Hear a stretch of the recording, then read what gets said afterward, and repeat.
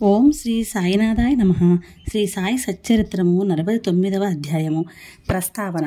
హరి కానోబా సోమదేవస్వామి నానాసాహెబ్ చందోర్కర్. ప్రస్తావన. వేదములు, పురాణములు బ్రహ్మమును లేదా సద్గురువును సరిగా పొగడలేవు. అట్లయినప్పుడు మా వంటి మూర్ఖులు సద్గురువుకు సాయిబాబాను ఎట్లు వర్ణించగలరు? ఈ విషయంలో మాట్లాడక ఊరుకునుటయే మేలని తోచుచున్నది. మౌనవ్రతమును పూనుటయే సద్గురుని స్తుతించుటకు తగిన మార్గమని తోచును. కానీ సాయిబాబా సుగుణములను చూచినచో మా వ్రతమును మరచి మమ్మలను మాట్లాడునట్లు ప్రేరేపించును. మన స్నేహితులు కానీ బంధువులు కానీ మనతో లేకున్నచో మంచి పిండి వంటలు కూడా రుచింపవు. కానీ వారు మనతోనున్నచో ఆ పిండి వంటలు మరింత రుచికరమగును. సాయి లీలామృతము కూడా అట్టిది. దీనిని మనం ఒంటరిగా తినలేము. స్నేహితులు బంధువులు కలిసినచో చాలా బావుగా నుండును. ఈ కథలను సాయిబాబా ప్రేరేపించి వారి ఇష్టానుసారము మాచే వ్రాయించెదరు. వారికి సర్వస్వ శరణాగతి మునర్చి వారి అందే ధ్యానం నిలుపుట మా కర్తవ్యము. తీర్థయాత్ర, వ్రతము, త్యాగము, దానముల కంటే తపస్సు చేయుట గొప్పది. హరిని పూజించుట తపస్సు కంటే మేలు. సద్గురుని ధ్యానించుట అన్నింటికంటే మేలైనది.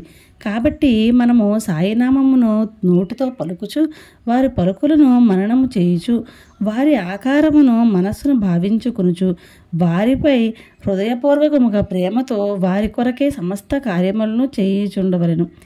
సంసార బంధము నుండి తప్పించుకొనుటకు దీనికి మించిన సాధనము లేదు. పైన వివరింపబడిన ప్రకారం మన కర్తవ్యమును మనము చేయగలిగినచో సాయి తప్పనిసరిగా మనకు సహాయము చేయును, తుదకు మోక్షమునిచ్చును. ఇక ఈ అధ్యాయంలోని కథల వైపు మరలదుము. హరి కానోబా. హరి కానోబాయను బొంబాయి పెద్ద మనుష్యుడొకడు తన స్నేహితుల వద్ద బంధువుల వద్ద బాబా లీలలు అనేకము వినెను, కానీ నమ్మలేదు. కారణమేమనగా అతనిది సంశయ స్వభావము. బాబాను స్వయంగా పరీక్షించవలనే అతని కోరిక. కొంతమంది బొంబాయి స్నేహితులతో అతను షిరిడీకి వచ్చాను. అతని తలపై జలతారు పాగా ఉండెను. అతని పాదములో కొత్త చెప్పులుండెను. కొంత దూరం నుండి బాబాను చూచి బాబా వద్దకు పోయి సాష్టాంగ నమస్కారం చేయవలననుకొనెను. క్రొత్త చెప్పులు అచట ఉంచవలన అతనికి తెలియలేదు. చెప్పులు మసీదు ముందుకు మూలన పెట్టి బాబా దర్శనమునకు పోయెను. బాబాకు భక్తిపూర్వకమైన నమస్కారం చేసి ఊదిని ప్రసాదమును బాబా చేతి నుండి అందుకొని తిరిగి వచ్చాను. మూలగా పోయి చూచేసరికి చెప్పులు కనిపించలేదు. చెప్పుల కొరకు వెదకాను, కానీ నిష్ప్రయోజనమయ్యాను. చాలా చికాకు పడుచు బసకు వచ్చాను. అతడు స్నానము చేసి పూజ చేసి నైవేద్యం పెట్టి భోజనమునకు కూర్చుండెను, కానీ తన చెప్పులు గుచ్చే చింతించుచుండెను. భోజనానంతరము చేతులు కడుక్కొనుటకు బయటకు వచ్చాను. ఒక మరాఠీ కుర్రవాడు తన వైపు వచ్చుడు చూచాను. ఆ కుర్రవాని చేతిలో ఒక కర్ర ఉండెను. దాని చివరన కొత్త చెప్పుల చేత వేలాడుచుండెను. చేతులు కడుక్కొనుటకు బయటకు వచ్చిన వారితో అతడు బాబా తనను పంపిననియు వీధిలో హరీకా బేటా జరీకా ఫేటా అని అరుచమనియు చెప్పెనను. ఎవరైనా ఆ చెప్పులు తమవే అన్నచో అతని పేరు హరి అనియు అతడు కానోబా కొడుకనియు అతని తలపై జరీబాగా గలదాయను సంగతి పరీక్షించిన తరువాత చెప్పులు నిచ్చివేయమని చెప్పాను. ఈ కుర్రవాడిట్లు చెప్పుట విని హరి కానోబా ఆశ్చర్యానందములు పొందాను. కుర్రవారి వద్దకు పోయి చెప్పులు తనవని రూఢీ చేశాను. అతడు తన పేరు హరి అనియు తాను కానోబా కుమారుడననియు తన తలపై ధరించు జరీపాగాను చూపాను. ఆ కుర్రవాడు సంతృప్తి చెంది చెప్పులు నిచ్చివేశాను. హరి కానోబా మిక్కిలి ఆశ్చర్యపడాను. తన జల్తారు పాగా అందరే కనిపించవచ్చును, కానీ తన పేరు తన తండ్రి పేరు బాబాకి ఎట్లు తెలిసెను? అదియే షిరిడీకి మొదటిసారి తన రాక. అతడకు బాబాను పరీక్షించడానికే వచ్చాను. ఈ విషయం వల్ల అతడు బాబా గొప్ప సత్పురుషుడని గ్రహించాను. అతనికి కావలసింది బాబాను పరీక్షించుట. అది పూర్తి నెరవేరెను. సంతోషంతో ఇంటికి పోయాను. సోమదేవస్వామి. బాబాను పరీక్షించుటకై ఇంకొకరు వచ్చిరి. వారి కథను ఇప్పుడు వినుడు. కాకాసాహెబ్ దీక్షిత్ తమ్ముడు బాయీజీ నాగపూర్లో నివసించుచుండెను. 1906వ సంవత్సరంలో హిమాలయమునకు పోయినప్పుడు సోమదేవస్వామి అను సాధువుతో అతనికి పరిచయం కలిగాను. ఆ సాధువు గంగోత్రికి దిగువ ఉత్తర కాశీకి చెందినవారు.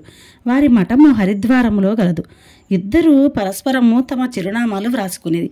5 సంవత్సరముల పిమ్మట సోమదేవస్వామి నాగపూర్ వచ్చి బాయీజీ ఇంట్లో దిగెను. బాబా లీలలను విని సంతసించెను.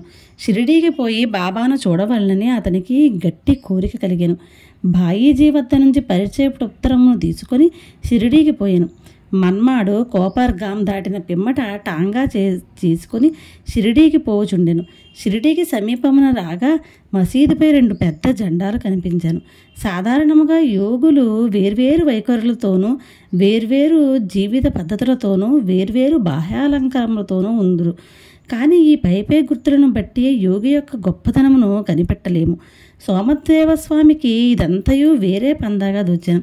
2 పతాకములు ఎగురటం చూడగానే తనలో తాను, ఈ యోగి జెండాల యందేల మక్కువ చూపవలెను, అది యోగికి తగినది కాదు.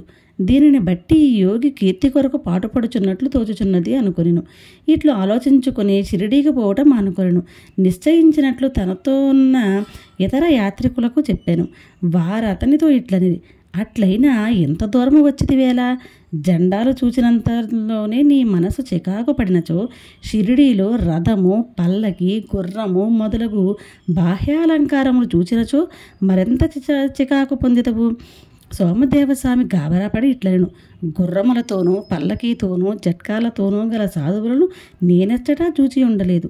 అట్టి సాధువులను చూచుట కంటే తిరిగిపోవుటయే మేలు అనెను. ఇట్లనచు తిరుగు ప్రయాణమునకు సిద్ధమయ్యాను. తక్కిన తోటి ప్రయాణికులు అతడిని తన ప్రయత్నమును మాని షిరిడీలోనికి బొమ్మనిరి. అట్టి వక్రాలోచనలను మానుమనిరి.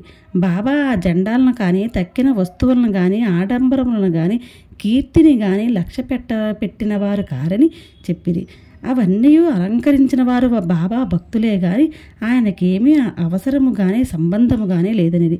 వారి భక్తి ప్రేమల కొలది వారు వాటిని కూర్చిరని చెప్పిరి.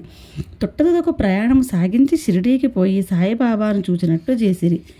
సోమదేవస్వామి మసీదు దిగువ నుండి బాబాను దర్శించగానే అతని మనస్సు కరగెను. అతని కళ్ళు నీటితో నిండెను. గొంతుకు ఆర్చుకుని పోయెను. అతని కుంటి ఆలోచనలన్నీయూ నడుగంటిపోయెను. ఎచ్చట మనసు శాంతించి ఆనందమును పొంది ఆకర్షింపబడును అదే మనస్సు విశ్రాంతి పొందవలసిన స్థలము అని తన గురువు చెప్పిన దాన్ని జ్ఞప్తికి తెచ్చుకొనెను. అతడు బాబా పాదధూళితో దొర్లుటకు తహతహలాడాను.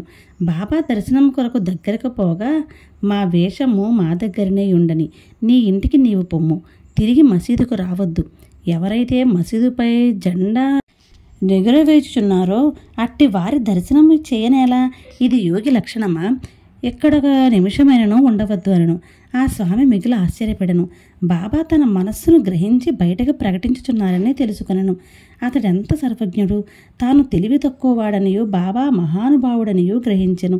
బాబా అందరినీ కౌగలించుకుంట, కొందరిని ఆశీర్వదించుట, కొందరిని ఓదార్చుట, కొందరి వైపు దాక్షిణ్యంతో చూచుట, కొందరి వైపు చూచి నవ్వుట, ఊదీ ప్రసాదమును కొందరికిచ్చుట, ఇట్లు అందరినీ ఆనందింపజేసి సంతృప్తి పరచుట చూచి తననొక్కరిని ఎలా ఇంత కఠినముగా చూచుచుండెనో అని అతనికి తెలియకుండెను. తీవ్రముగా ఆలోచించిన బాబా చేయునదంతయు తన అంతరంగమునున్న దానితో సరిగ్గా నుండెనని గ్రహించెను. దానివల్ల పాఠము నేర్చుకొని వృద్ధి పొందుటకు ప్రయత్నించవలనని గ్రహించెను. బాబా కోపము మారు రూపంలోనున్న ఆశీర్వాదమే అనుకొనెను. కొన్నాళ్ల పిమ్మట బాబా యందు అతనికి నమ్మకము బలపడెను. అతడు బాబాకు గొప్ప భక్తుడయ్యను. నానాసాహెబ్ చాందోర్కర్. ఈ అధ్యాయమును హేమాడపంతు నానాసాహెబ్ చాందోర్కర్ కథతో ముగించెను. ఒకనాడు సాయిబాబా మసీదులో మహల్సాపతి మొదలగు వారితో కూర్చుని ఉండగా బీజాపూర్ నుండి ఒక మహమ్మదీయుడు కుటుంబముతో బాబాను చూచుటకు వచ్చెను. అతనితో ఘోషా స్త్రీలు ఉండుటచే నానాసాహెబ్ అక్కడి నుంచి లేవనించెను.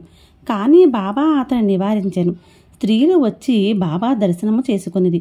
అందులోనొక స్త్రీ ముసుగు తీసి బాబా పాదములకు నమస్కరించి తిరిగి ముసుగు వేసుకొనెను. నానాసాహెబ్ ఆమె ముఖ సౌందర్యమును చూచి మరల చూడగోరెను. నానా యొక్క చాంచల్యమును చూచి స్త్రీలు వెళ్ళిపోయిన పిమ్మట బాబా నానాతో ఇట్లనెను, నానా, అనవసరముగా చికాకు పడటెందుకు?